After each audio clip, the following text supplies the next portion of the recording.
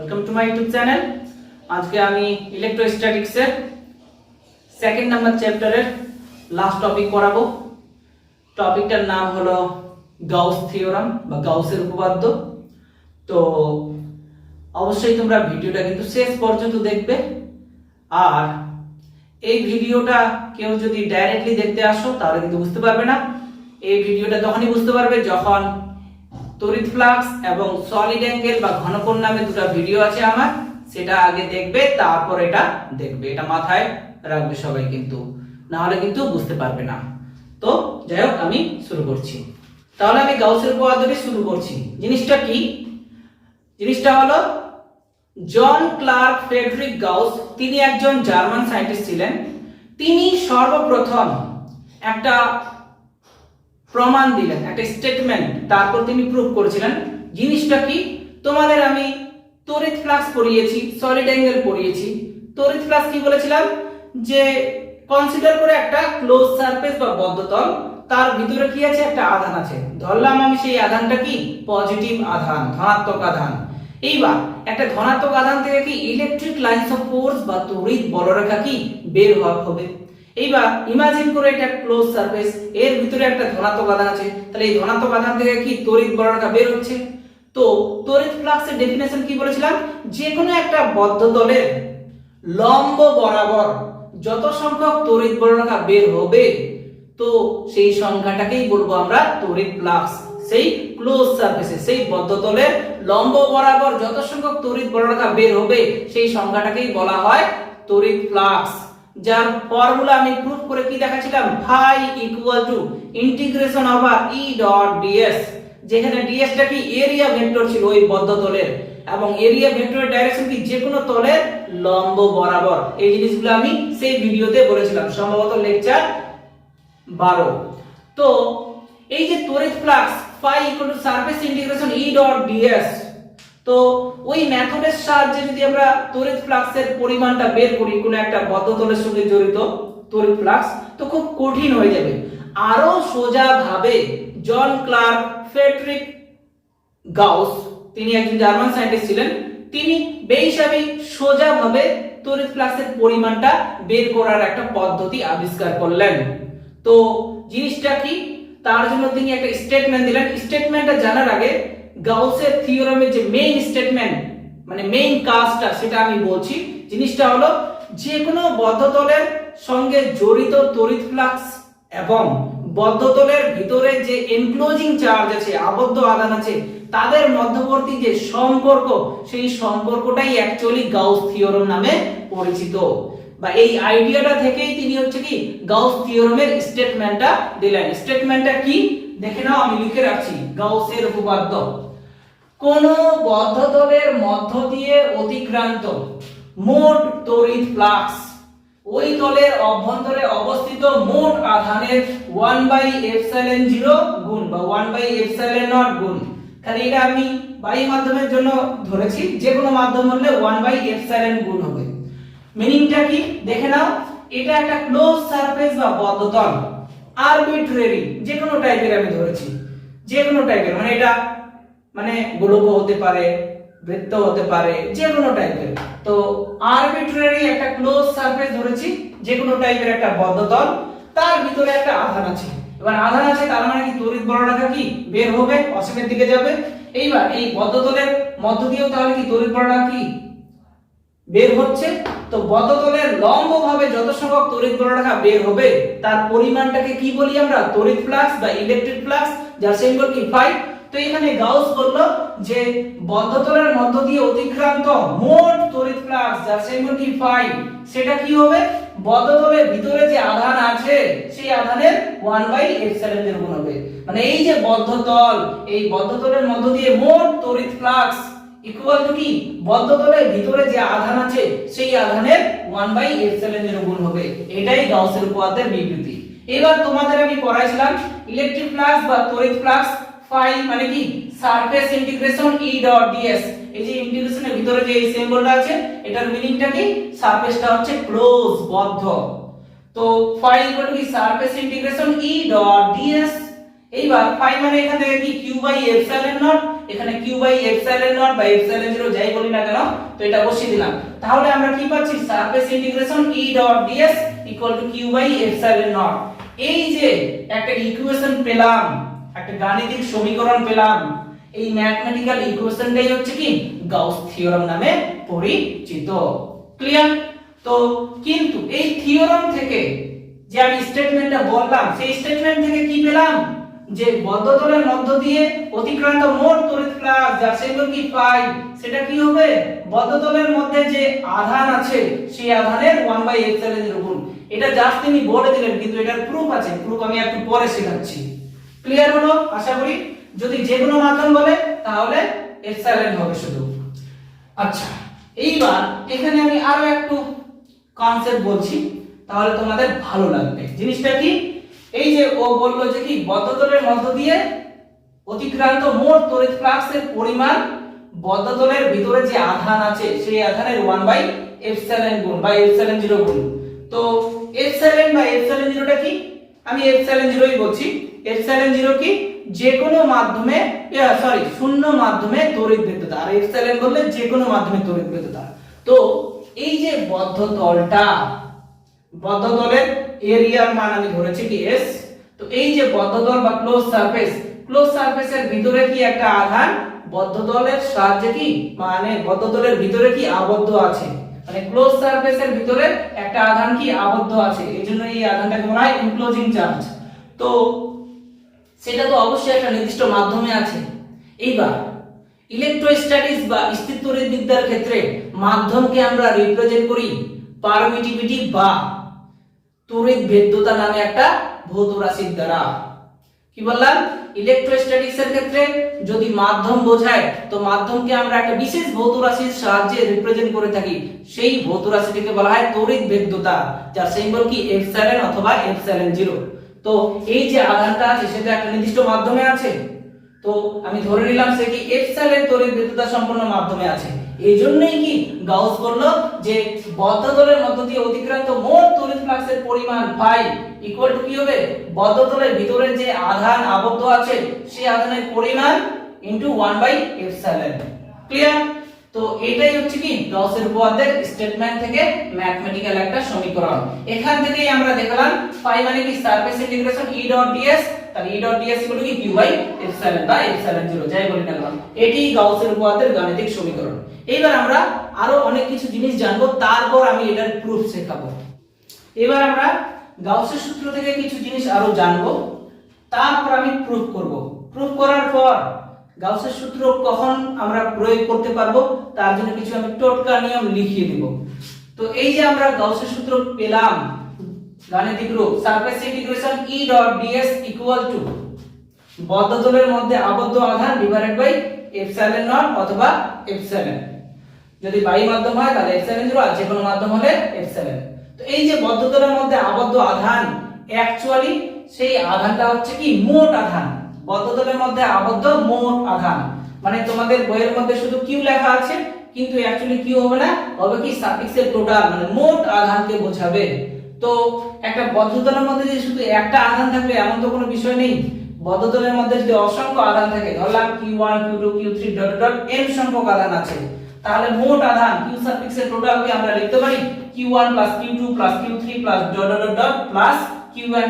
এই পুরো জিনিসটাকে আমি হচ্ছে কি সামেশন আকারে লিখলাম, সামেশন ওভার সামেশনটা কত দূর যাবে, একদম n পর্যন্ত। এইজন্য i ইকুয়াল টু 1 থেকে শুরু n পর্যন্ত লিখেছি। সামেশনের ভিতরে কি q সাফিক্স i, দেখো i এর জায়গায় 1 বসাও, i এর জায়গায় যদি 1 বসাই তাহলে কি q1 পেলাম, এখানে আছে।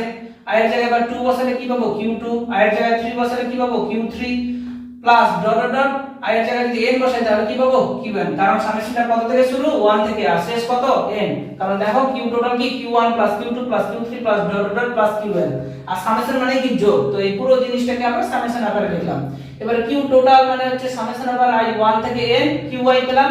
এবারে এই জিনিসটা যদি এখানে বসাই তাহলে কি পাবো, surface integration E dot ds equal to q টোটালের জায়গায় কি বসাবো, সামেশন ওভার i 1 থেকে n qi, আর নিচে কি আছে এপসাইলন 0 অথবা এপসাইলন। তো তা ইকুয়েশনটা কি পাবো তাহলে, surface integration E dot ds equal two summation over i 1 থেকে n পর্যন্ত qi ডিভাইডেড বাই এপসাইলন 0। এবার আমরা গাউসের উপপাদ্যের প্রমাণ শিখব। তো আগে আমি ছবিটা বুঝেছি, তারপর লেখাগুলো বলছি।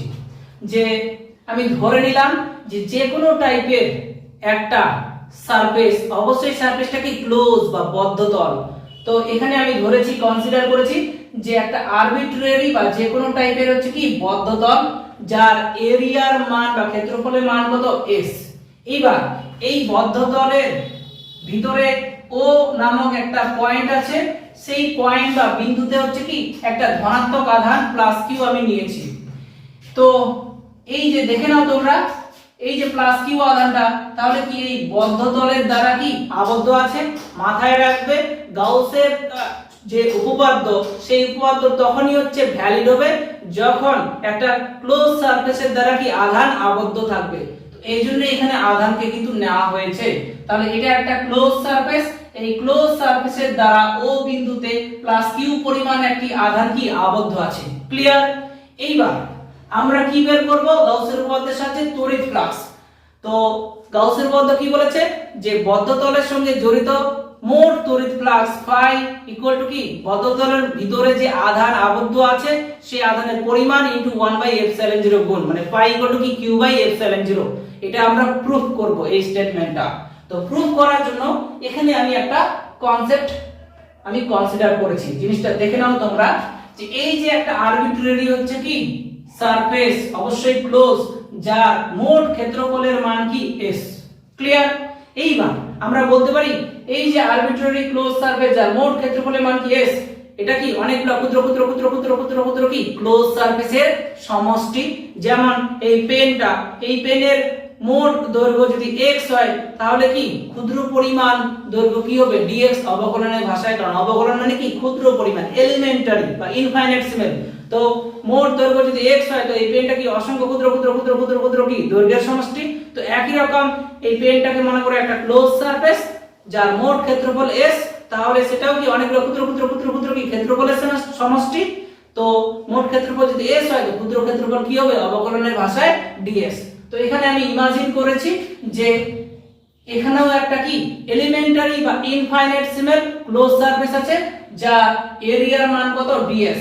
দেখে নাও, এটা একটা কি এলিমেন্টারি ক্লোজ সারফেস যার এরিয়ার মান কি ds। ক্লিয়ার? এইবার তোমাদের আমি পড়াইছি, কি পড়াইছিলাম, তড়িৎ ফ্লাক্সের কনসেপ্ট বলেছিলাম, তার আগে এরিয়া ভেক্টর বলেছিলাম যে যে কোনো ক্লোজ সারফেসের লম্ব বরাবর, যে কোনো বদ্ধ তলের লম্ব বরাবর কি এরিয়া ভেক্টরের অভিমুখ। তাহলে এই যে বদ্ধ তলটা ক্ষুদ্র পরিমাণ, এই ক্ষুদ্র পরিমাণ বদ্ধ তলের লম্ব কোন দিকে হচ্ছে p থেকে n এর দিকে।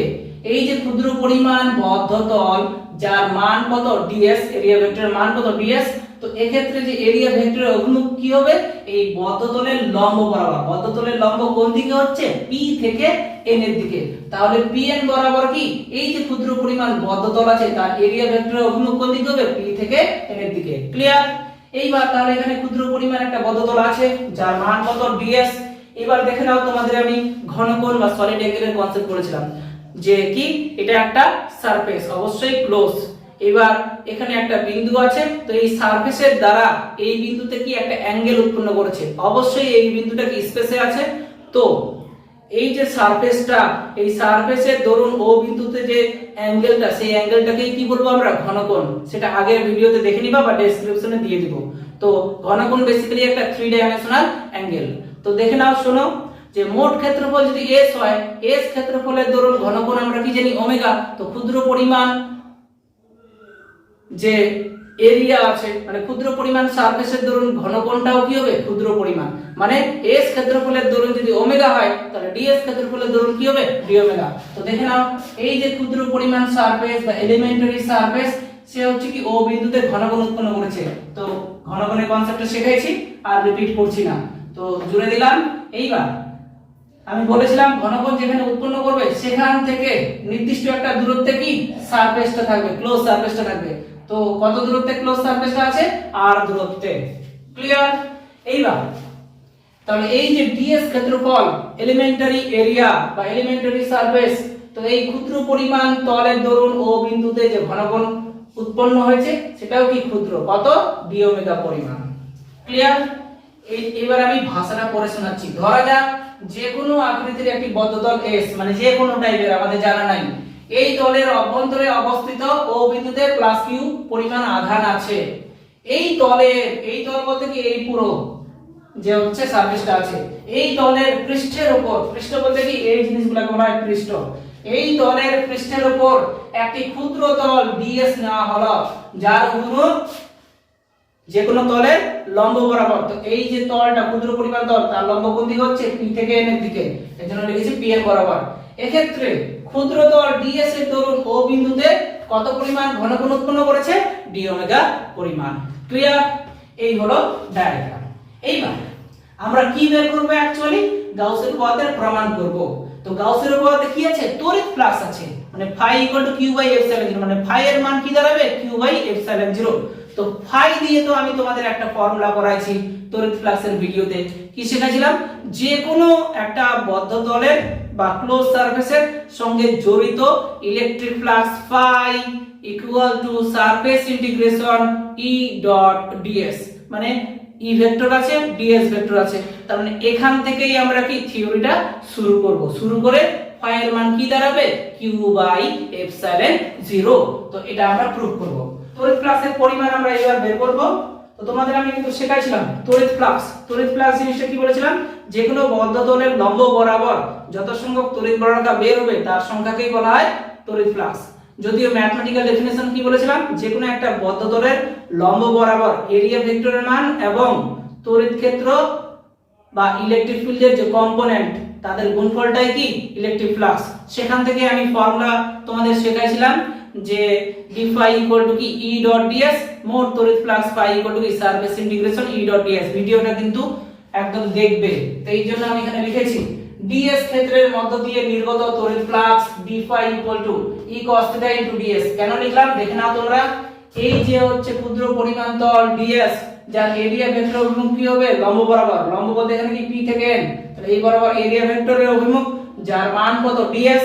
এবার দেখে নাও তোমরা, এই যে প্লাস q আধান আছে, এই যে প্লাস q আধান আছে, এই প্লাস q আধানের দরুন আমরা P বিন্দুতে ইলেকট্রিক ফিল্ড বের করতে পারি? অবশ্যই বের করতে পারবো। জিনিসটা আমি বলছি, একটা এখানে পয়েন্ট চার্জ বা বিন্দু আধান আছে, এইবার এখানে একটা কি P বিন্দু আছে। আমি বললাম এই আধানের দরুন এখানে তড়িৎ ক্ষেত্রের মান কত? তো একটা বিন্দু আধানের দরুন কোন এক বিন্দুতে তড়িৎ ক্ষেত্রের মানের ফর্মুলা কি? E = 1/4 pi epsilon 0 q / r², যেখানে rটা কি বিন্দু আধান থেকে যে বিন্দুতে তড়িৎ ক্ষেত্র বের করব তার মধ্যবর্তী দূরত্ব। সেটাই কিন্তু তোমাদের।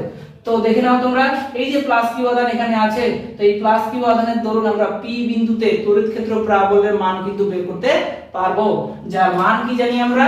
যার মান জানি হচ্ছে 1/4 pi epsilon 0 q / r²। Clear? এবং যার অভিমুখ কি জানি? দূরত্ব বরাবর। এই যে দূরত্বটা, এই দূরত্বটা কোন দিকে গ্রোথ হতে পারে? এদিকে। এইজন্য তড়িৎ ক্ষেত্রের অভিমুখ কি হবে? P থেকে M এর দিকে। এইবার তোমরা দেখে নাও তড়িৎ ক্ষেত্রের অভিমুখ কি P থেকে M, আর এরিয়া ভেক্টরের ডাইরেকশন কি এদিকে। এবার এই তড়িৎ ক্ষেত্রটা কি এর সঙ্গে কত অ্যাঙ্গেল আছে? থিটা অ্যাঙ্গেলে, যেখানে আমি তড়িৎ ফ্লাক্স কনসেপ্টে বোঝাইছিলাম। তো যদি আমরা তড়িৎ ক্ষেত্রের কম্পোনেন্টে ভাগ করি তাহলে দুটো কম্পোনেন্ট পাবো, একটা E cos θ, একটা E sin θ। এখানে কম্পোনেন্টে ভাগ করলে আমরা কি x অক্ষ y অক্ষ ইমাজিন করি, ধরলাম এটা x অক্ষ, এটা কি y অক্ষ। তাহলে এই যে তড়িৎ ক্ষেত্র যার মান কি E, ভেক্টরে যদি লিখি তাহলে E ভেক্টর মান কি E, তো এই তড়িৎ ক্ষেত্রটা এই অক্ষের সঙ্গে থিটা অ্যাঙ্গেল করে আছে। এখন যদি একে উপাংশে ভাগ করি, যে কোনো অ্যাঙ্গেলের সামনের দিক বলতে কি এটা, তাহলে যে কোনো অ্যাঙ্গেলের সামনের দিকে লম্ব, লম্ব মানে sin θ উপাংশ, তাহলে এই বরাবর কি E sin θ। তো এই জিনিসটা এর সঙ্গে প্যারালাল, তাহলে এই বরাবর E sin θ। আর এটা কি বেস বা ভূমি, ভূমি মানে কি cos θ উপাংশ, তাহলে এই বরাবর কি E cos θ। এইবার আমরা দেখতে পাচ্ছি এই যে ক্ষুদ্র পরিমাণ তল ds, তার লম্ব বরাবর হচ্ছে কি দুটো জিনিস পাচ্ছি, একটা ইলেকট্রিক ফিল্ডের cos θ কম্পোনেন্ট আর একটা এরিয়া ভেক্টরের মান। এইবার আমরা তড়িৎ ফ্লাক্সের সংজ্ঞা কি জানি? যে কোনো বদ্ধ তলের লম্ব বরাবর যত সংখ্যক তড়িৎ বর্ণরেখা বের হবে সেই সংখ্যাটাকে বলবো তড়িৎ ফ্লাক্স। বা ম্যাথমেটিক্যালি ডেফিনিশন কি শেখাইছিলাম? যে কোনো বদ্ধ তলের লম্ব বরাবর ইলেকট্রিক ফিল্ডের কম্পোনেন্ট এবং এরিয়া ভেক্টরের মানের যে গুণফল, সেই গুণফলটাই কি? সেই গুণফলটাই তড়িৎ ফ্লাক্স। তো এখানে এই যে বদ্ধ তল এর লম্ব বরাবর আমরা কি ইলেকট্রিক ফিল্ডের কম্পোনেন্ট পেলাম E cos θ, আর বদ্ধ তলের এরিয়া ভেক্টরের মান কি ds, তাহলে এদের যে গুণফল সেটাই কি হবে? তড়িৎ ফ্লাক্সের পরিমাণ। কিন্তু এখানে বদ্ধতলটা কি খুব ক্ষুদ্র, তাহলে তড়িৎ ফ্লাক্সটাও কি হবে ক্ষুদ্র। মোট তড়িৎ ফ্লাক্স যদি ফাই হয় তো ক্ষুদ্র পরিমাণ কি হবে ডি ফাই। এইজন্য এখানে আমি লিখে রাখাইছি যে খুব ক্ষুদ্র পরিমাণ যে ক্ষেত্র যার মান কি ds, ds ক্ষেত্রের মধ্য দিয়ে নির্গত তড়িৎ ফ্লাক্স কি হবে d ফাই। মোট যদি ফাই হয় তাহলে ক্ষুদ্র পরিমাণ তলের মধ্যে কি হবে d ফাই।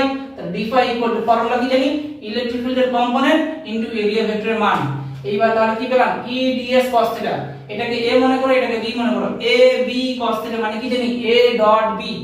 তো এখানে a ভেক্টর বলতে কি e vector, dot b vector বলতে কি ds ভেক্টর। তো d ফাই মানে কি e ডট ds। অতএব এটা তো ক্ষুদ্র পরিমাণ তল, তো এখানে কি শুধুমাত্র একটাই ক্ষুদ্র পরিমাণ তল হবে? এরকম এই বদ্ধ তলের মধ্যে কি অসংখ্য ক্ষুদ্র ক্ষুদ্র ক্ষুদ্র ক্ষুদ্র ক্ষুদ্র কি এলিমেন্টারি সারফেস আছে, অসংখ্য ক্ষুদ্র ক্ষুদ্র ক্ষুদ্র কি বদ্ধ তল আছে। তো সমস্ত ds গুলোকে যদি যুক্ত করি তাহলে তার দরুন যদি আমরা তড়িৎ ফ্লাক্স বের করি তাহলে এই মোট তড়িৎ ফ্লাক্স বের হয়ে যাবে। মোট তড়িৎ ফ্লাক্সের ফর্মুলা কি পাই।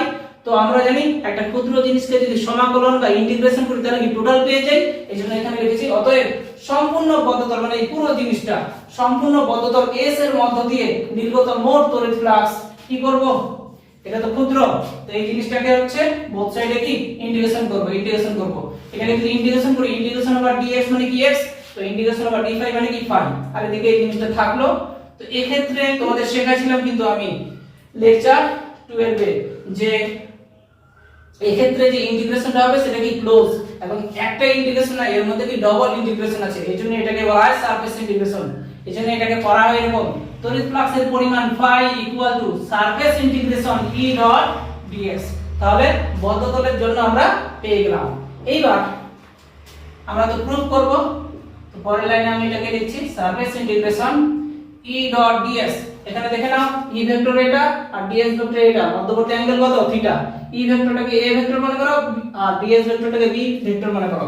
a ডট b মানে কি a b cos θ, তার মানে a বলতে এখানে কি e, b বলতে এখানে কি ds cos θ। এইবার এই প্লাস q আধানের ধরুন p বিন্দুতে আমরা কি বের করেছি তড়িৎ ক্ষেত্র প্রাবল্যের মান বের করেছি, যার মান কত 1/4πε0 q/r²। কারণ এটা তো একটা বিন্দু আধানের ধরুন কোন এক বিন্দুতে কিন্তু আমরা ইলেকট্রিক ফিল্ড ইন্টেন্সিটির মান বের করতে পারি। তো এখানে e এর মানটা বসিয়ে দেব, কিছুই নেই, খুবই সোজা। তো বসাচ্ছি, খুব গরম করছে অতএব আচ্ছা এটাও মুছে দিচ্ছি। অতএব কি দাঁড়ালো পাই ইকুয়াল টু, খুবই সোজা কিন্তু সারফেস ইন্টিগ্রেশন অবশ্যই কি ক্লোজ, এজন্য এই গোল চিহ্নটা দেওয়া হয়। এর মান কত 1/4πε0 q/r² ds cos θ। মানে খালি এখানে এর মানটা বসিয়ে দিলাম। এইবার দেখো না তোমরা এখানে আধান মানে q কনস্ট্যান্ট, 4 কনস্ট্যান্ট, পাই কনস্ট্যান্ট, ε0 কি কনস্ট্যান্ট, যেগুলা কনস্ট্যান্ট সেগুলা কি আমরা বের করে দেব ইন্টিগ্রেশনের বাইরে, কারণ আমরা জানি কনস্ট্যান্টকে কি সমাকলনের বাইরে বের করা যায়। তো q/4πε0 বের করে দিলাম। ইন্টিগ্রেশনের ভিতরে ক্লোজ সারফেস ইন্টিগ্রেশন কি আছে ds cos θ/r²। ক্লিয়ার? এবার তোমাদের আমি শেখাইছিলাম integration over ds cos θ/r² তার ভ্যালু কত 4π। সেটা কিন্তু আমি একদম সলিড অ্যাঙ্গেলে দেখিয়েছি কিভাবে ওর value 4π। Actually integration over ds cos θ/r² এই জিনিসটাকে লেখা হয় ইন্টিগ্রেশন ওভার dω, কারণ ds cos θ/r² মানে কি dω। তো ds cos θ/r² মানে কি জানি dω। তো এখানে আমি বসিয়ে দিলাম ds cos θ/r²। আচ্ছা ইন্টিগ্রেশন দিচ্ছি না, এখানে আর লিখে রাখলাম ds cos θ/r² মানে কি জানি dω, এখানে বসালাম।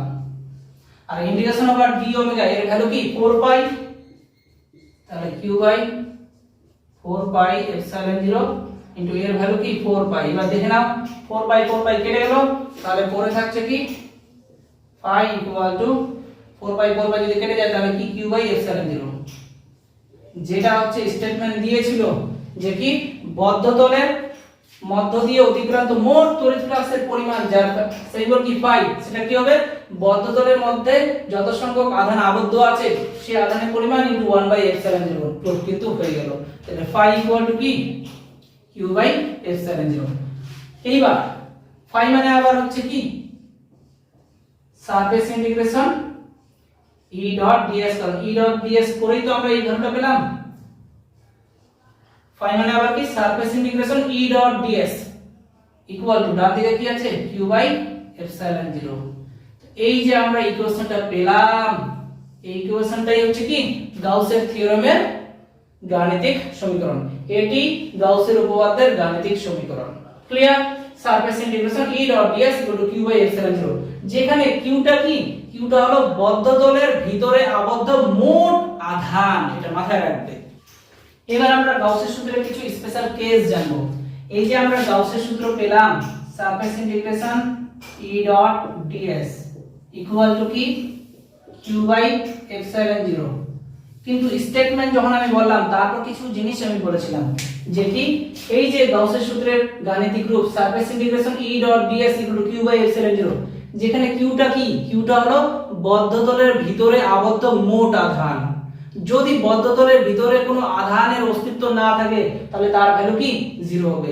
তো এখান থেকে আমি তোমাদের এমসিকিউ থাকে বলেই বলছি, কেস 1 লিখেছি বদ্ধতলের ভিতরে কোনো আধান আবদ্ধ না থাকলে, মানে এটা একটা বদ্ধতল, বদ্ধতলের বাইরে আধান আছে, বদ্ধতলের ভিতরে কোনো আধান নেই, তাহলে গাউসের সূত্র অনুযায়ী তড়িৎ ফ্লাক্সের পরিমাণ কত হবে? আমরা জানি surface integration E dot ds equal to q/ε0, আর surface integration E dot ds মানে কি ফাই। তো এই ক্ষেত্রে ফ্লাক্সের পরিমাণ 0 হবে। কেন? কারণ এই যে বদ্ধতল, এই বদ্ধতলের ভিতরে কোনো আধান এনক্লোজ নেই, আবদ্ধ নেই, বাইরে আছে। বাইরে যদি কোনো আধান থাকে, বদ্ধতলের ভিতরে যদি না থাকে, তাহলে তড়িৎ ফ্লাক্সের পরিমাণ কি পেলাম আমরা 0। আর যদি বাইরে থাকে সেখানে আমরা গাউসের সূত্র অ্যাপ্লাই করতে পারবো না। যদি গাউসের সূত্র অ্যাপ্লাই করতে চাই তাহলে তাকে কি করব, আবদ্ধ করব বদ্ধতলের দ্বারা, তবেই হচ্ছে পসিবল। তাহলে এই কেসের ক্ষেত্রে আমরা তড়িৎ ফ্লাক্সের পরিমাণ কি পেলাম 0। এবার কেস 2 তোমরা লিখে রাখো।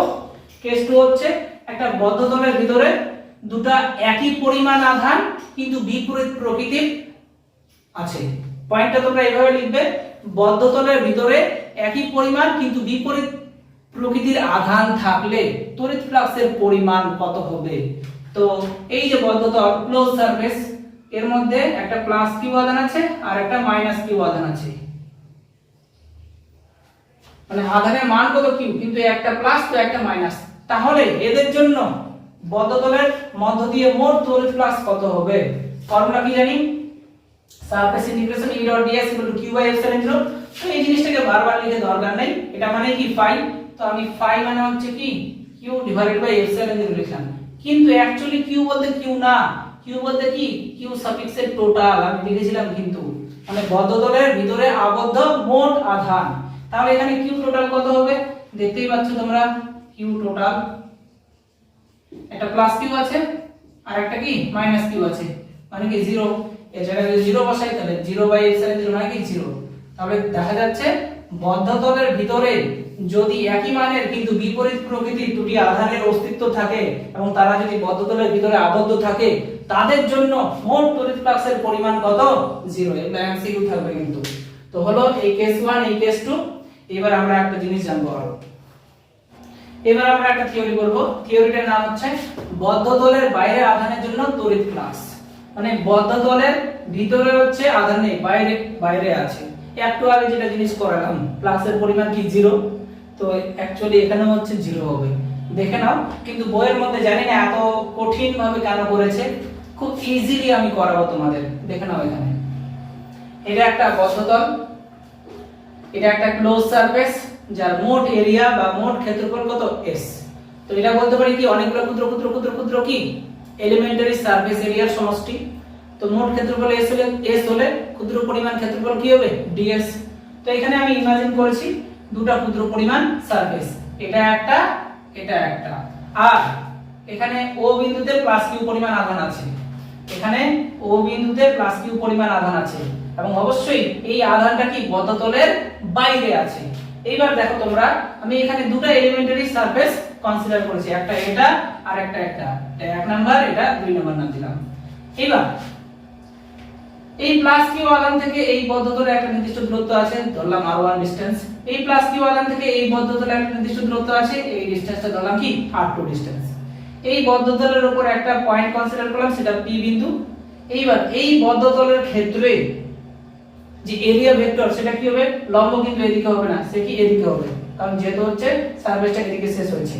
তো এই ক্ষেত্রে এই সারফেসের দরুন এরিয়া ভেক্টর এবং কি হবে, এদিকে হবে, এদিকে হবে, মানে লম্বটা এই সাইডে হবে। ক্লিয়ার? একই রকম এই সারফেসের ক্ষেত্রে এরিয়া ভেক্টর এবং কোন দিকে হবে, বাইরের দিকে হবে, বহির্মুখ হবে। মানে সারফেস 1 এর ক্ষেত্রে এরিয়া ভেক্টর অভিমুখ এদিকে, সারফেস 2 এর ক্ষেত্রে এরিয়া ভেক্টর অভিমুখ কি এদিকে। ক্লিয়ার? কারণ লম্ব তাই হবে, যদি এটা হ্যান্ড রাইটিং ফিগার দেখানো যাচ্ছে না, কিন্তু দিয়ে দেব, চিন্তা করবেন না। তো আমি যেটা বলতে চাচ্ছি সেটা হলো এই পয়েন্ট চার্জের দরুন এখানে যদি ইলেকট্রিক ফিল্ড বের করি, তার অভিমুখ কোন দিকে, এই বরাবর, কারণ ইলেকট্রিক ফিল্ড অভিমুখ সবসময় কি r বরাবর। তাহলে এই পয়েন্ট চার্জের দরুন এখানে যে ইলেকট্রিক ফিল্ড হবে তার অভিমুখ কোন দিকে, এই বরাবর। ক্লিয়ার? তাহলে এই সারফেসের ক্ষেত্রে ইলেকট্রিক ফিল্ডের অভিমুখ এদিকে আর এরিয়া ভেক্টর অভিমুখ কি এদিকে। তার মানে দেখা যাচ্ছে ইলেকট্রিক ফিল্ড এবং এরিয়া ভেক্টর পরস্পর কি বিপরীত দিকে। তাহলে এর ক্ষেত্রে যে হচ্ছে তড়িৎ ফ্লাক্স হবে, মনে আছে কিনা তোমাদের, আমি একটা formula পড়াইছিলাম, phi = E dot s।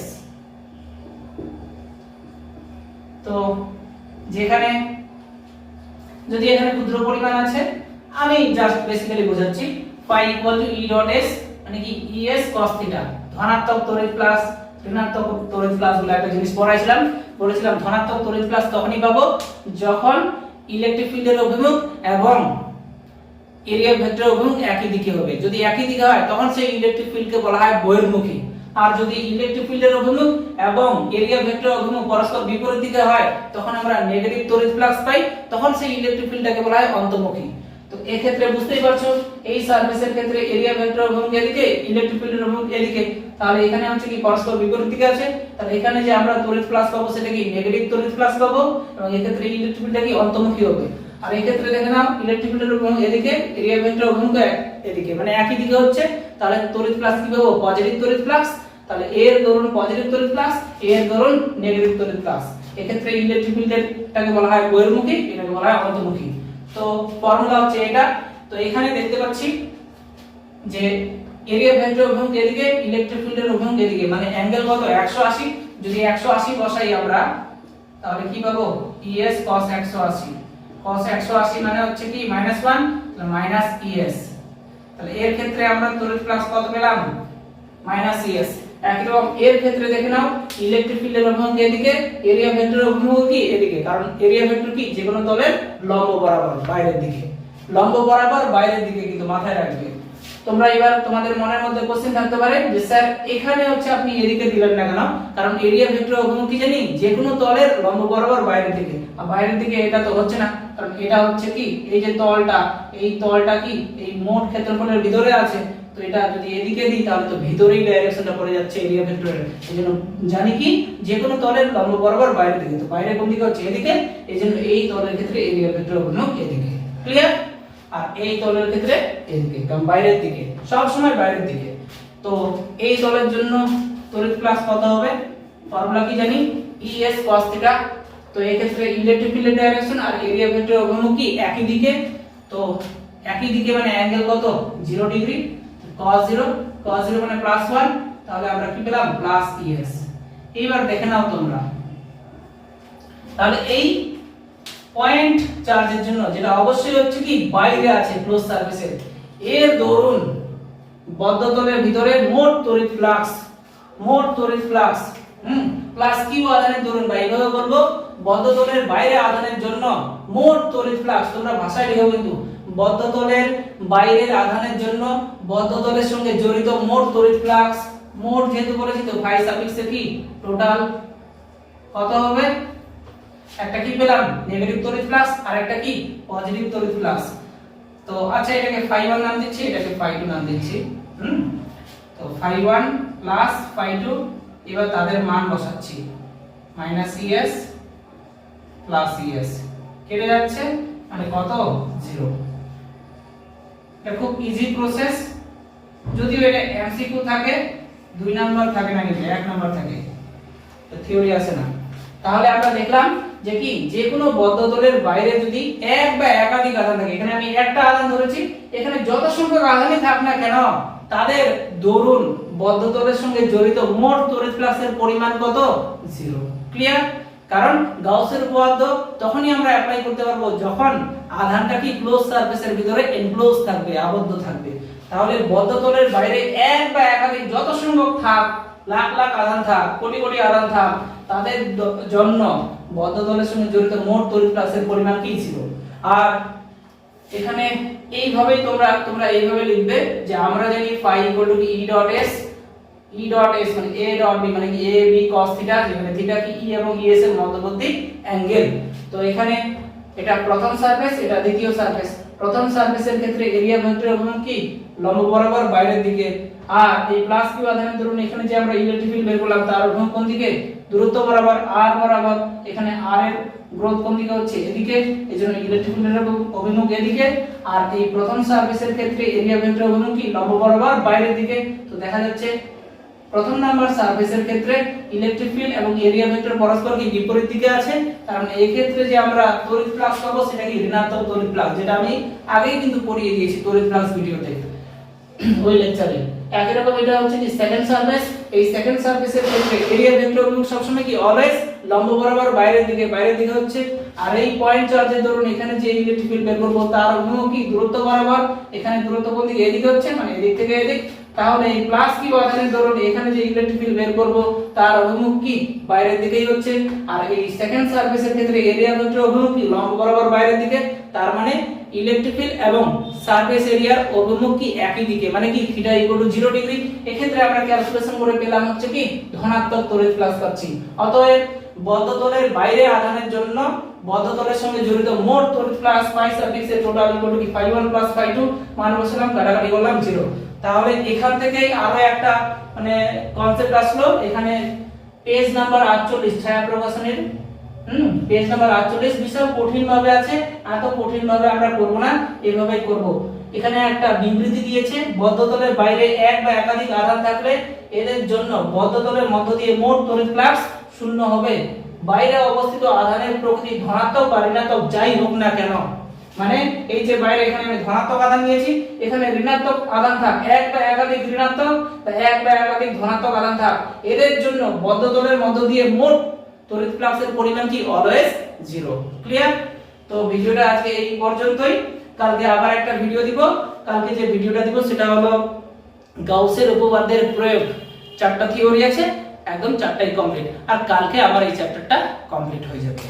আর ইউটিউবে আমি শুধুমাত্র লেকচার 1 সেট 1 অঙ্কগুলো করে দিব, আর সেট 2 যদি পসিবল হয় তবেই করব।